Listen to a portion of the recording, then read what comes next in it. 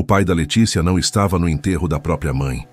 Disseram que era por causa do trabalho, mas ninguém soube dizer exatamente onde ele trabalhava. Ela cresceu ouvindo que ele era um homem reservado, desses que não olham nos olhos, mas sabem tudo o que você faz. Quando ela tinha 19 anos, uma carta chegou de outro país, com um nome que ela nunca ouvira, mas o rosto na foto era o mesmo que dormia no quarto ao lado durante toda a infância. As coisas começaram a fazer sentido pelas ausências. Aniversários em branco, sumiços aos finais de semana, ligações que ele atendia em outro idioma.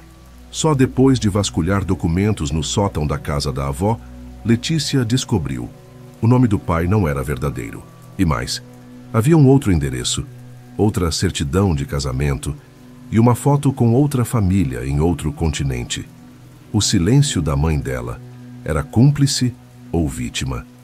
Décadas depois, ela descobriu também os processos arquivados sob identidade falsa, golpes financeiros, desaparecimentos em cidades diferentes, nomes de vítimas que pareciam ecoar em seus próprios pesadelos. A frieza com que ele cortava carne no jantar agora tinha outro peso.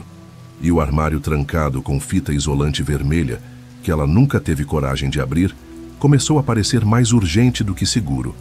Mas o pior não foi o segredo. Foi a naturalidade com que os tios, os avós e até a vizinhança diziam: ele sempre foi assim. Como se o estranho fosse ela por querer saber demais. Como se a busca por verdade fosse uma ameaça. Ela entendeu que, naquela família, amar era também encobrir. E que o medo não estava no que foi escondido, mas no que foi aceito em silêncio.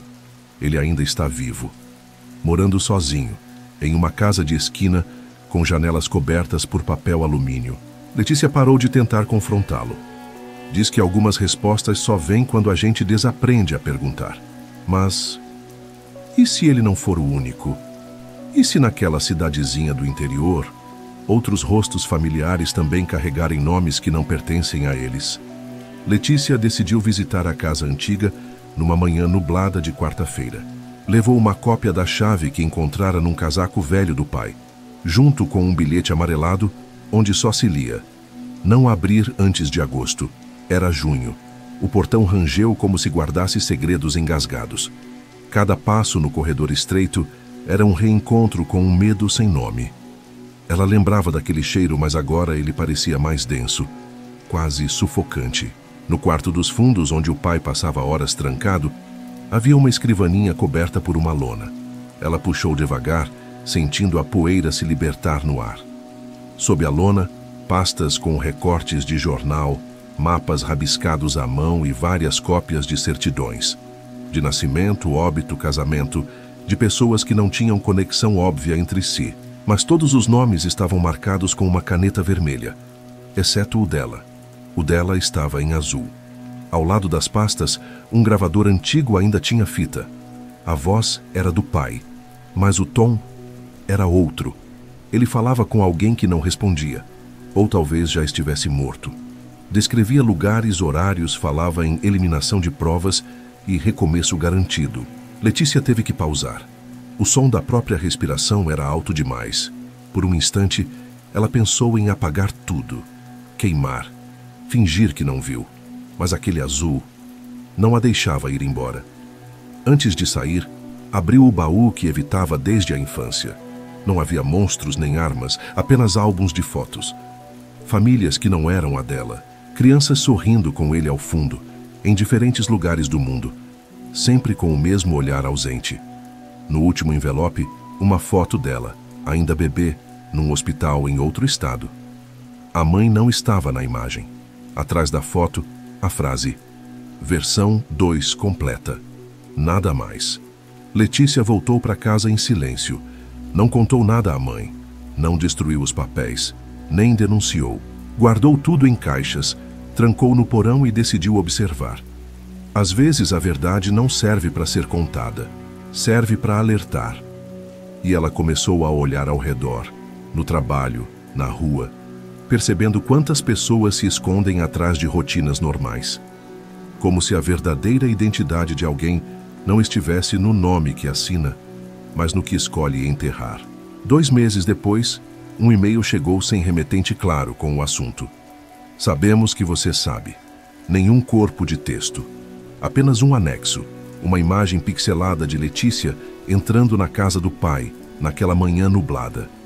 Ela olhou para os cantos da própria sala como se pudesse identificar de onde estavam a observando. Era a sensação de ser invadida por alguém que conhecia bem seus medos, mas não mostrava o rosto. Foi então que ela começou a notar os padrões. Pessoas que a encaravam por tempo demais no mercado. Um carro estacionado 3 vezes na mesma rua, à mesma hora, com o motor ligado. A campainha que tocava às 3h da manhã e parava antes que ela abrisse a porta.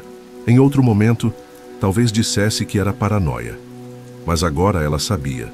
Não era a única observando. Estava sendo observada também. Ela começou a desconfiar da mãe. Não por culpa, mas por silêncio demais.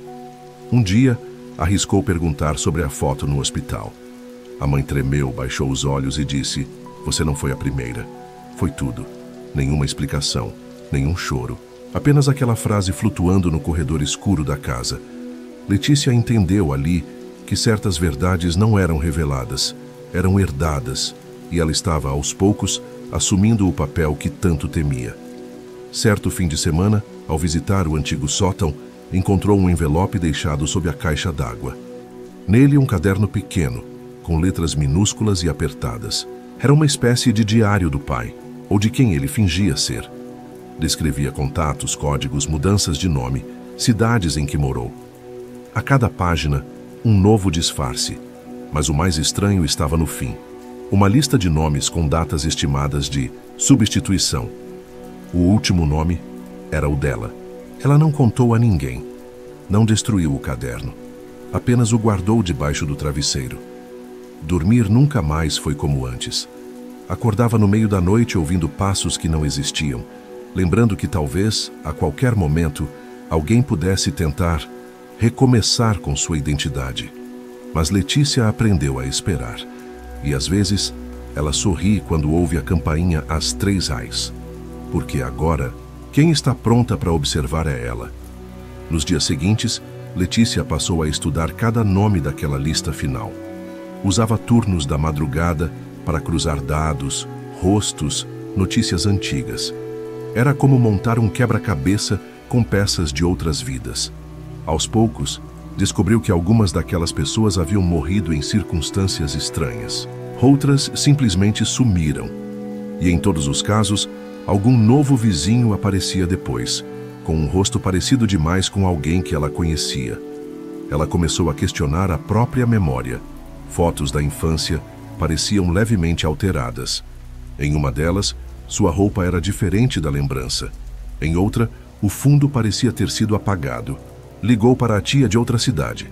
Perguntou sobre um aniversário específico. A tia hesitou, depois disse: "Você já me perguntou isso, mas foi no ano em que você sumiu por uns dias. Todo mundo achou que fosse um surto." Letícia nunca se lembrava de ter sumido. Certa noite, acordou com um som de fita rebobinando. O gravador do pai, que ela havia deixado no porão, estava ligado. Mas o mais estranho era que a fita era nova. A voz que falava agora era dela. Repetia frases que ela nunca disse, com entonação diferente, como se uma versão alternativa estivesse ensaiando. Letícia desligou, não gritou. Apenas voltou a trancar o porão com 3 cadeados e nunca mais entrou lá sozinha. Mas o mundo ao redor também parecia reagir. O vizinho do lado começou a chamá-la por um outro nome. Um atendente do banco sorriu e disse: "Fazia tempo que você não vinha." Mas ela nunca tinha ido àquela agência. Mesmo o espelho, às vezes, demorava a acompanhar seu movimento. Era como se sua presença estivesse sendo substituída aos poucos, por dentro, de um jeito que nem ela conseguia impedir. Um esvaziamento sutil e irreversível. Ela começou a escrever cartas para si mesma. Guardava todas em envelopes datados, com instruções, pistas, lembranças. Como se precisasse deixar provas de que ainda era quem dizia ser. E talvez no fundo estivesse deixando trilhas para a próxima Letícia. A que viria, a que tomaria seu lugar quando tudo estivesse pronto. Porque às vezes, o terror não é descobrir que alguém levou uma vida dupla, é perceber que essa pessoa pode ter sido você o tempo todo. O tempo passou como um intruso silencioso. Letícia já não sabia mais quantos dias haviam se repetido com pequenas distorções. A mesma vizinha, o mesmo cachorro latindo às 18h04, o mesmo pesadelo. Mas algo estava diferente naquela noite. A luz do poste da esquina piscava em um padrão irregular. 3 curtos, 2 longos, 3 curtos. Um código. O mesmo código que aparecia nas anotações do pai. Era como um convite ou uma convocação. Ela seguiu até a casa dele pela última vez. Levava consigo uma mala, um isqueiro e o caderno. O portão estava destrancado. Dentro, tudo estava limpo demais, como se tivesse sido esvaziado de qualquer traço humano. Sobre a mesa, um envelope com seu nome, dessa vez escrito à mão. Dentro, uma única frase: versão final ativada. Nenhuma assinatura, nenhuma explicação. Mas ela entendeu. Não precisava mais de provas. O fogo subiu rápido, consumindo paredes, documentos, memórias. Mas Letícia ficou ali, do outro lado da rua, observando. Com a mala nas mãos e o rosto sereno, como quem encerra um ciclo que nunca escolheu começar. Na delegacia, ninguém achou estranho quando ela apresentou uma identidade nova. O policial apenas sorriu e disse: "É sempre bom ver alguém voltando para casa." Ela não corrigiu. Na semana seguinte, mudou-se para outra cidade. Um pequeno apartamento no 5º andar, sem campainha, sem porão, sem espelhos grandes demais. Começou a trabalhar como bibliotecária, nome novo, história nova. Às vezes alguém a cumprimentava pelo nome antigo, e ela apenas sorria, com aquele olhar que o pai sempre teve, entre o afeto e o vazio, como se estivesse lá, mas também em outro lugar. E desde então, toda noite, às 3h em ponto, ela ouve a fita começar sozinha. A voz que fala agora não é mais a dela, mas repete frases que ela já sentiu. E ao final de cada gravação, um sussurro em fundo metálico pergunta: "Está pronta para ser a próxima?" Letícia não responde. Apenas aperta o play de novo, porque no fundo ela sabe que há versões de nós que não desaparecem, apenas aguardam a vez.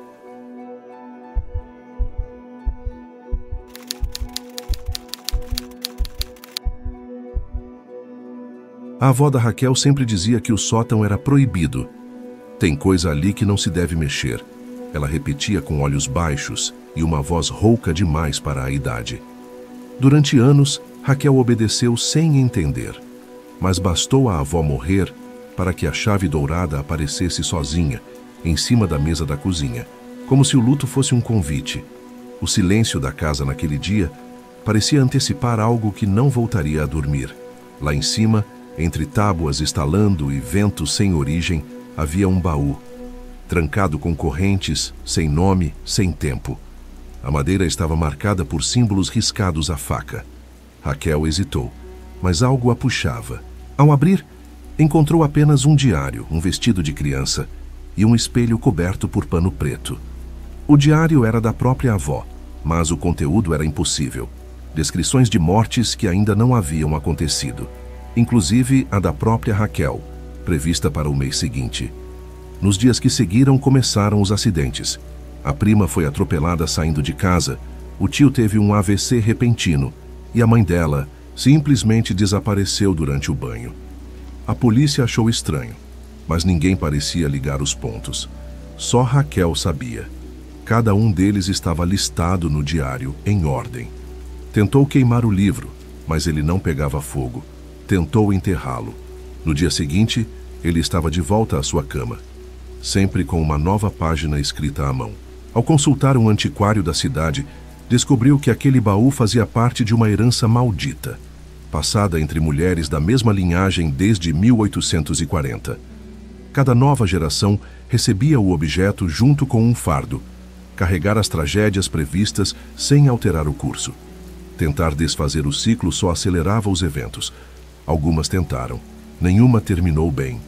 A herança não era o baú em si.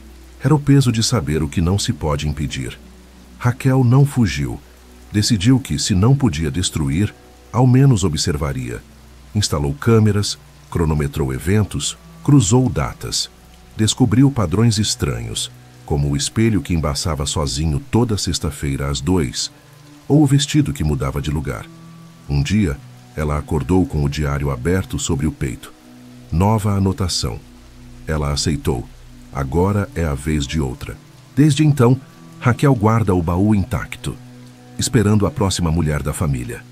Porque algumas maldições não matam. Elas passam adiante. As cartas começaram a chegar no outono.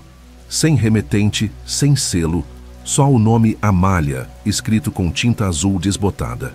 Raquel nunca conheceu nenhuma Amália, mas as cartas falavam dela com intimidade desconcertante. Descreviam seus pesadelos com precisão, suas rotinas, até o nome do remédio que ela escondia no fundo da gaveta. Cada envelope vinha com uma única instrução: não quebre o ciclo, apenas repasse, e no fim uma assinatura. A anterior. Uma noite, ao retornar da faculdade, encontrou uma menina sentada na escada da frente. Não tinha mais de 7 anos. Vestia o mesmo modelo de vestido guardado no baú e olhava fixamente para a janela do sótão. Quando Raquel perguntou o nome, a menina respondeu com a voz arrastada: Amália mandou avisar que você está atrasada. Ela desapareceu antes que qualquer adulto pudesse vê-la, e a janela do sótão estava aberta. Raquel começou a perder tempo. Literalmente, horas inteiras sumiam entre um piscar e outro. Um dia acordou na praça central, sem lembrar como chegou ali, com o diário nas mãos e uma frase nova rabiscada na contracapa: a consciência é o que nos faz continuar. A ausência dela é o que liberta.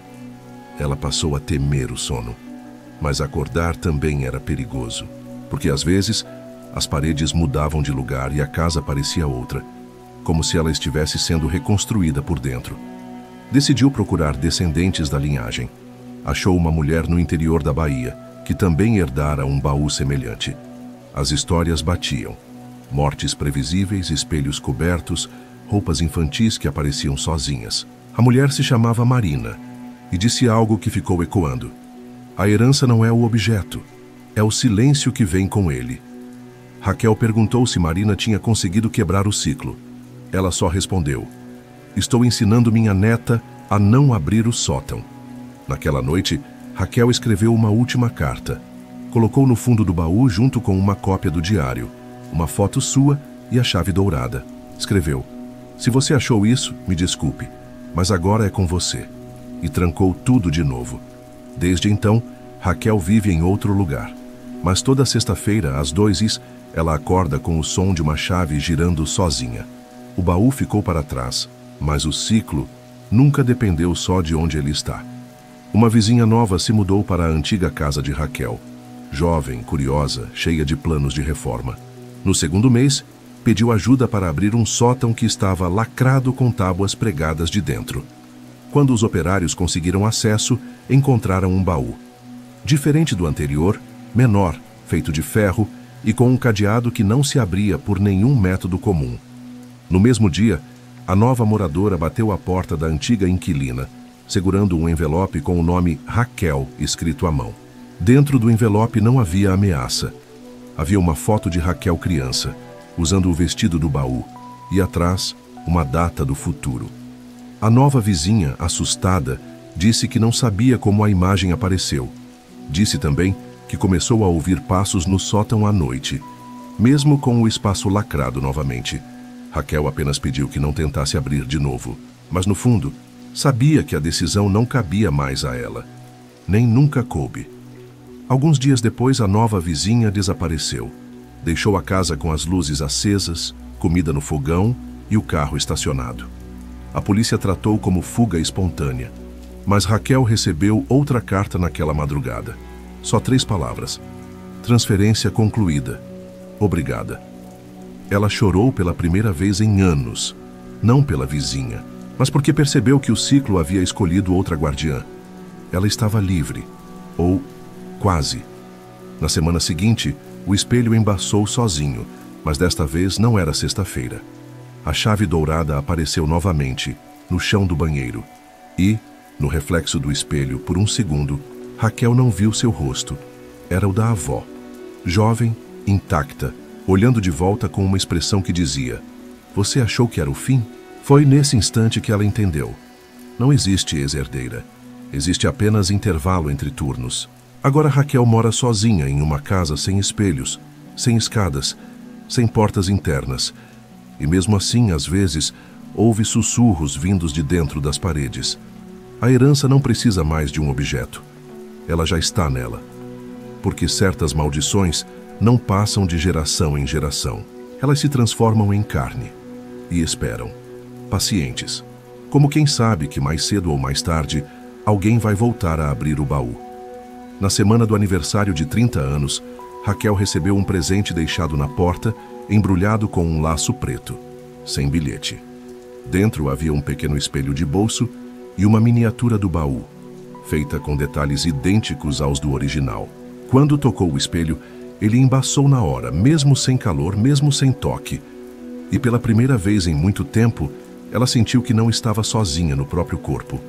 Uma presença, como um eco esperando ser ativado. Tentou fugir de novo.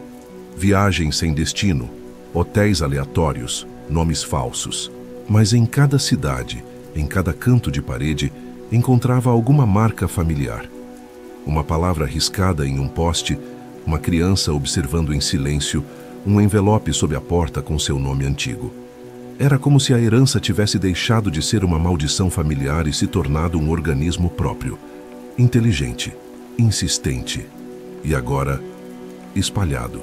Na tentativa final de apagar tudo, Raquel procurou um hacker especializado em sumiços digitais.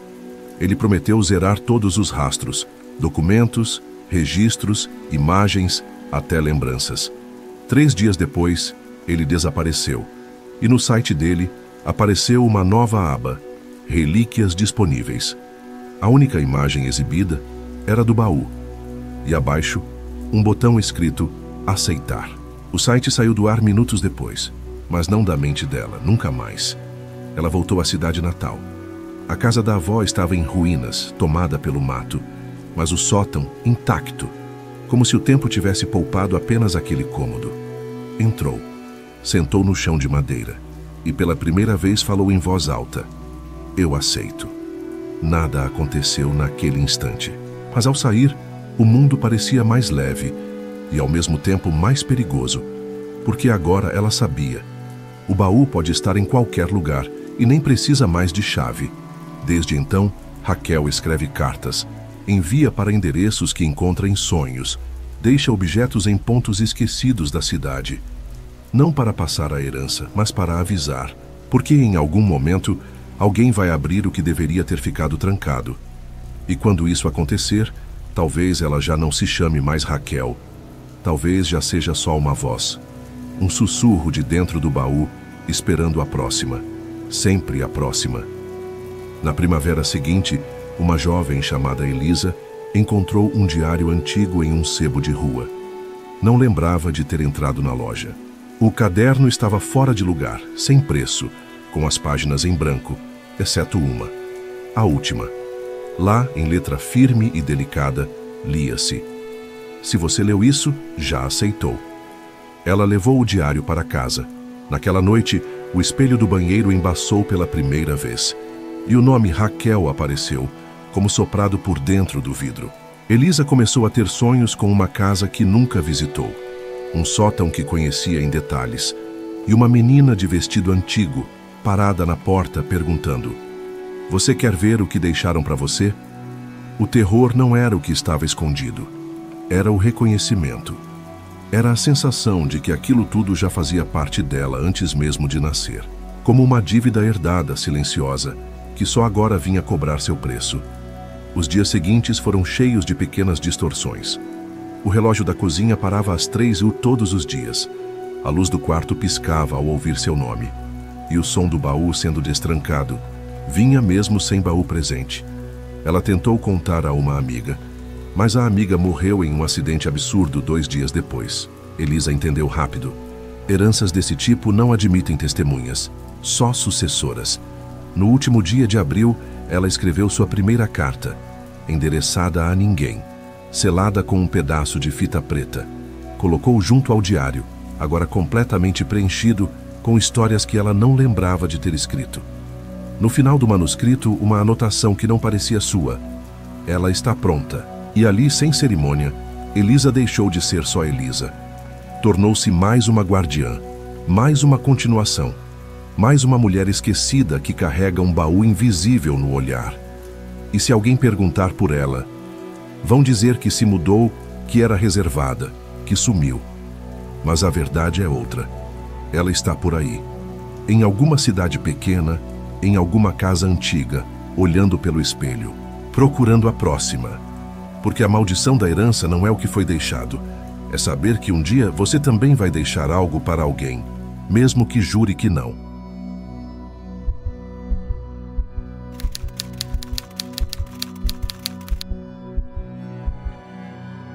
Aos 11 anos, Diego perguntou por que nunca conheceu o tio Elias.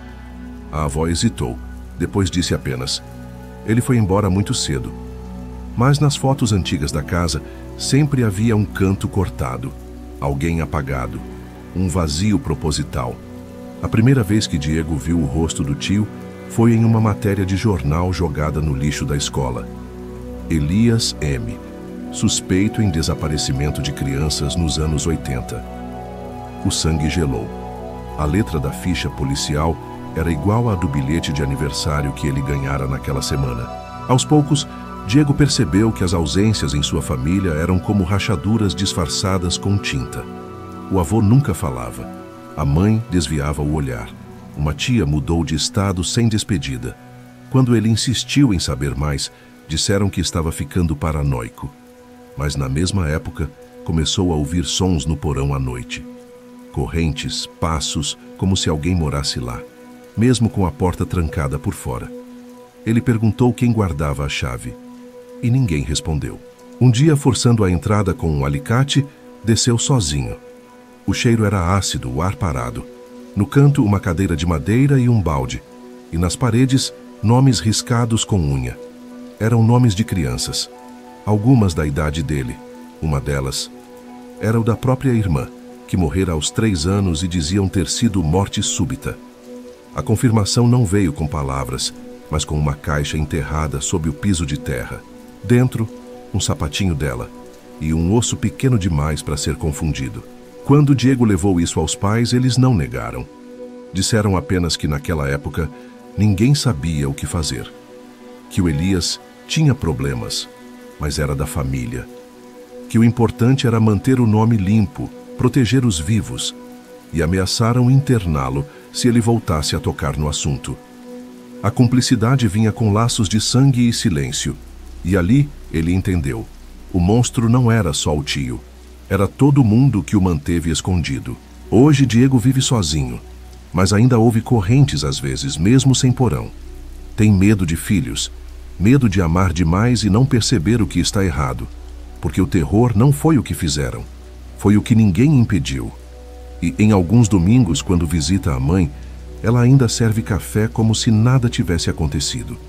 E diz com calma: você se parece cada vez mais com o Elias. Ela sorri, mas ele nunca mais voltou a dormir direito. Desde aquela visita, Diego começou a registrar tudo. Diários escondidos, gravações, horários. Passou a revistar a casa dos pais toda vez que ia lá, fingindo procurar um documento, uma foto antiga, qualquer coisa. Em um fundo falso do armário do avô, encontrou uma fita cassete rotulada como Natal 87. Mas não havia música, nem vozes familiares. Só gemidos abafados e a respiração ofegante de alguém contando. Baixo, sem parar, até chegar em 12. Ele levou a fita para casa e escondeu dentro de um livro de capa oca. Sabia que denunciar a família era também abrir a própria pele, porque todos carregavam aquilo dentro. Mas o que o aterrorizava mais era notar o quanto conseguia entender o tio. O isolamento, o desespero escondido sob sorrisos, a raiva que não tem nome. Era como se algo em seu sangue soubesse o caminho, só estivesse esperando permissão.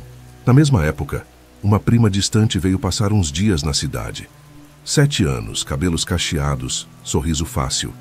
E toda vez que Diego a olhava, sentia algo escuro roçar sua mente. Uma sugestão sussurrada que não era sua. Ele se odiou por isso. Se trancou no quarto, quebrou espelhos. Chorou com nojo de si. Mas entendeu, enfim, o que os outros talvez já soubessem. A herança não era só feita de segredos. Era feita de repetição. Na semana seguinte, ele confrontou a mãe. Disse que sabia, que não ia calar. Ela apenas o abraçou. Um abraço seco, sem emoção, como quem entrega algo, não como quem acolhe. E disse: "A gente tentou manter você longe disso, mas já é tarde." Não chorou, nem negou. Só entregou uma chave velha com fita vermelha amarrada. A mesma fita que ele vira nas fotos antigas, no pulso do tio. Diego guardou, mas não usou. Ainda. Hoje ele passa os dias catalogando histórias de desaparecimentos antigos. A maioria sem solução. A maioria com pistas apagadas por dentro. Às vezes visita casas de outros parentes e finge normalidade, mas observa os olhos, os sorrisos tortos, os porões, e sabe. O que fizeram com Elias não foi prisão, foi isolamento estratégico, porque toda família tem um monstro, mas só algumas decidem alimentá-lo com silêncio. Nas madrugadas, Diego começou a ouvir sons vindo do térreo. Estava morando em um sobrado antigo, herdado da tia-avó. Sons ritmados, como dedos tamborilando madeira, sempre às 4h16 da manhã. Começou a descer com cuidado, gravar os ruídos.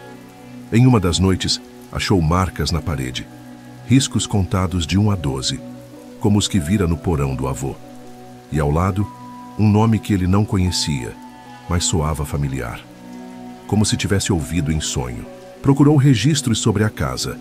Descobriu que ela havia pertencido ao irmão mais velho do avô, que morrera em circunstâncias não reveladas. Mais um nome apagado.